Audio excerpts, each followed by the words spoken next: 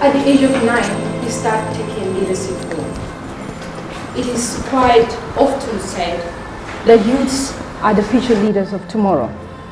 But today, leaders are made at a very young age. I have the honor to present to you one of the most inspirational and the most influential youth in Africa, Dayo Isreal.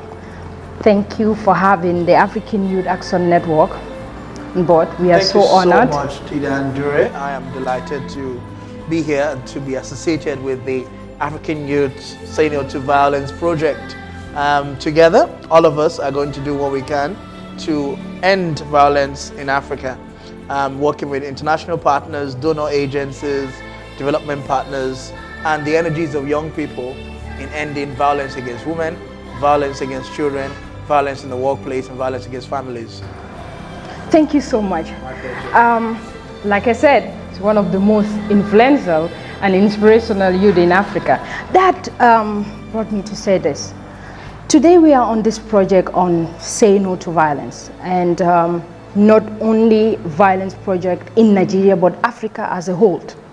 Today youths are involved or in the forefront in all forms of violence in Africa, ranging from illegal immigration, xenophobia, human trafficking, domestic violence, rape, kidnapping. How do we stop this in Africa?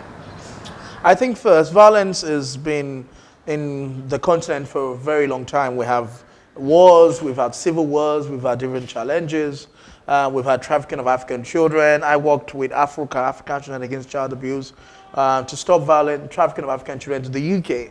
We also had domestic violence issues we had to fight. I remember I was involved in the advocacy after the Victoria Climbié case in England, where a young girl, Victoria Climbié, was brought into trafficking to the UK, and she was tortured by her host families. And when she died, I think there were about 300 scars on her body. And so there are violences in the home, violence in the family, not just sexual violence, but other forms of violence.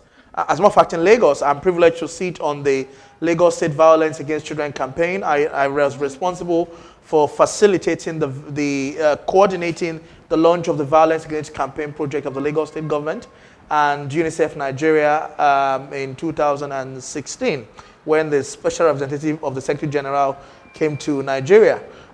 We have launched the End Violence Against Children campaign.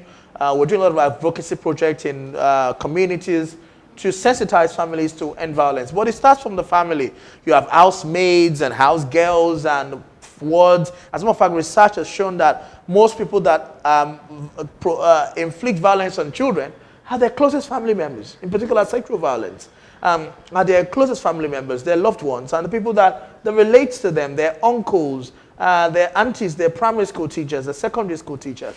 And so we have to become ambassadors to identify and be alert for any forms of violence in our community and to report those violence to government authorities.